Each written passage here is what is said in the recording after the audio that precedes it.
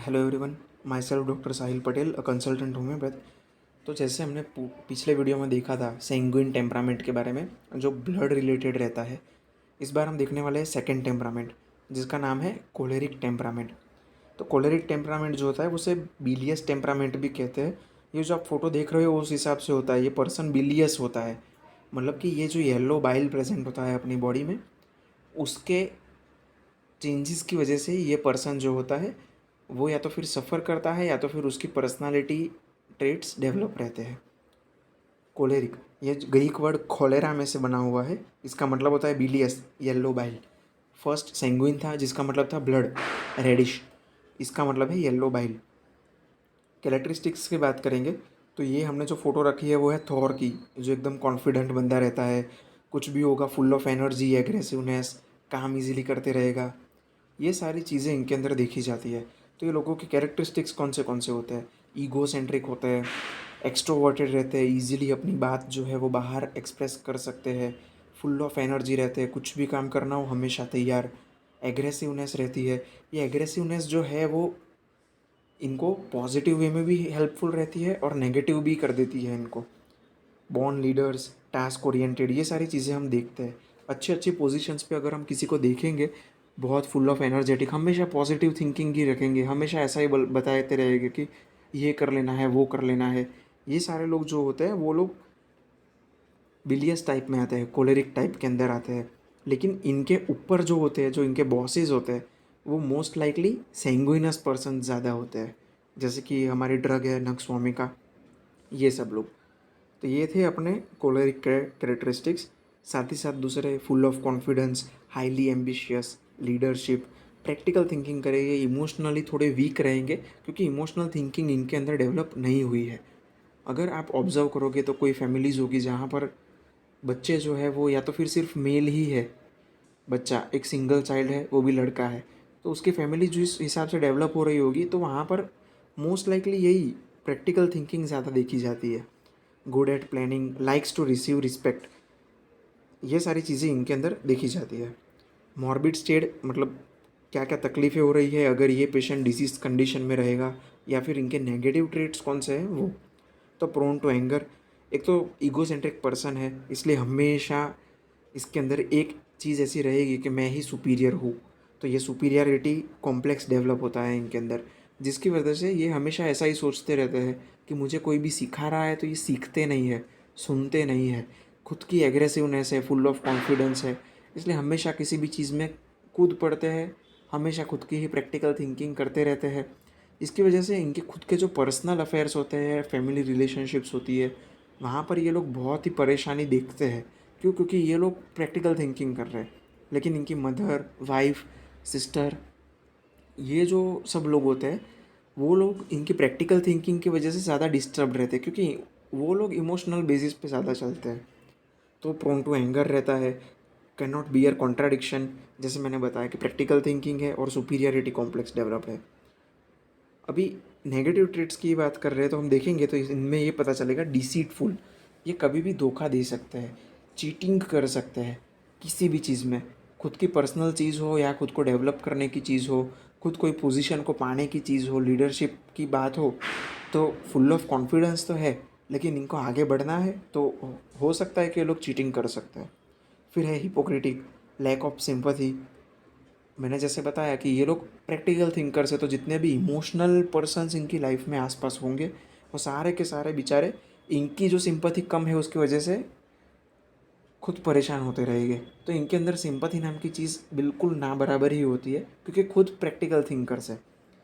और लास्ट में अनइमोशनल, ये सारे कैरेक्टरिस्टिक्स है कोलेरिक टेम्परामेंट के अंदर।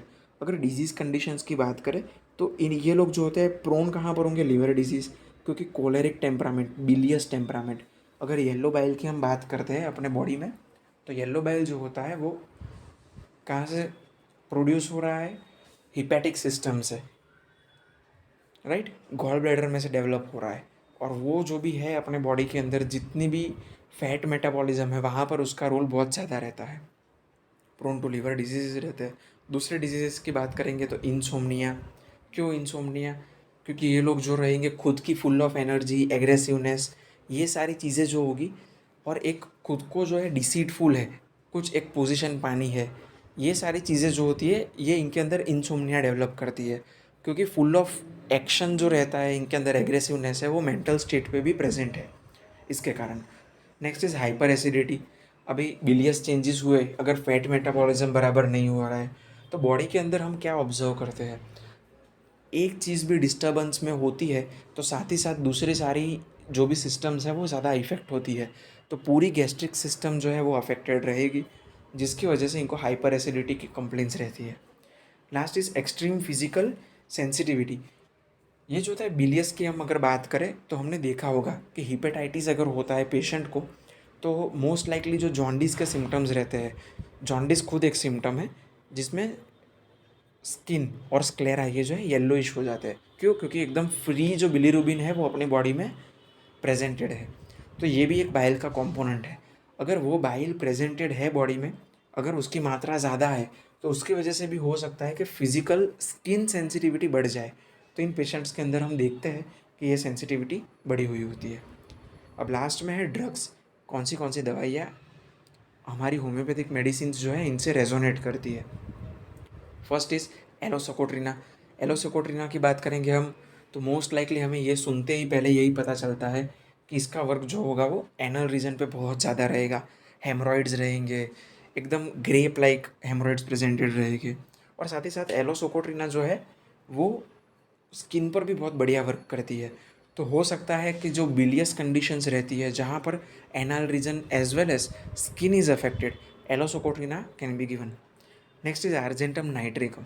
अभी आर्जेंटम नाइट्रिकम का मतलब क्या है? Silver nitrate. सिल्वर जो होता है वो खुद को प्रूव करता है एक मेटल है। मेटल हमेशा एक लीडरशिप या एक पोजीशन की चाहत में रहेगा, खुद को ढूंढने की चाहत में रहता है ये मेटल्स जो भी होते हैं वो सब। तो आर्जेंटम नाइट्रिकम भी वन ऑफ द सेम है। Bryonia Alba, lachesis, podophyllum, Platina, ये सारी की सारी रेमेडीज़ इनके अंदर देखी जाती है। Bryonia alba similar mucous membranes पे इफेक्ट ज़्यादा करता है, ड्राइनेस कॉज करता है पूरे बॉडी में। ब्रायोनिया अल्बा में हम देखते हैं लीवर अफेक्शंस तो है, साथ ही साथ पल्मो अफेक्शंस भी है, राइट साइडेड प्लूरसी राइट। फिर है लैकेसिस। लैकेसिस सिमिलरली, लैकेसिस जो होता है वो हम उसके मेंटल कैरेक्टरिस्टिक्स मैच कर सकते हैं। जेलसी, सस्पिशियसनेस, विशियस, एकदम अग्रेसिव होते हैं, ये अचानक से किसी पे हमला कर देंगे, हेट्रेड ज़्यादा देखी जाती है, ये सारी चीज़ें। पोडोफाइलम भी एक जीआई स्पेसिफिक रेमेडी है, मोस्ट लाइकली डायरिया वाली कंडीशंस के लिए। तो सिमिलरली यहाँ पर भी बिलियस अफेक्शंस रहते हैं, वहाँ पर यहाँ पर जो होते हैं उसका वर्कअप रहता है। Last is Platina. Platina definitely superiority complex. Choleric जो बंदे होते हैं अगर हम ऑब्जर्व करेंगे तो आजकल की ये जो मॉडर्न एरा है, मॉडर्न वर्ल्ड है, वहाँ पर मेल्स ज़्यादा रहते हैं कोलेरिक टेम्परामेंट वाले, लेकिन फिर भी कई फीमेल्स भी होती है जिनमें से मोस्ट लाइकली प्लेटिना और लैकेसिस, ये दोनों बहुत ही अच्छे से हम ऑब्जर्व कर सकते हैं। तो ये थी होम्योपैथिक ड्रग्स कोलेरिक टेम्परामेंट की। तो ये था अपना आज का वीडियो कोलेरिक टेम्परामेंट के बारे में। प्रीवियस वीडियो था सेंगुइन टेम्परामेंट, आज था कोलेरिक येलो बाइल वाला टेम्परामेंट। सो अगर आपको ये वीडियो पसंद आया हो तो काइंडली इसे लाइक, शेयर और हमारे चैनल को सब्सक्राइब कीजिए। अगर आपको होम्योपैथिक रिलेटेड कोई भी कॉन्सेप्ट में कोई भी डाउट्स हो तो ज़रूर से कमेंट सेक्शन में बताइए, तो मैं और कई होम्योपैथिक कंटेंट पे वीडियोस बनाने वाला हूँ, तो आपका टॉपिक भी उसमें कवर्ड हो जाए। धन्यवाद।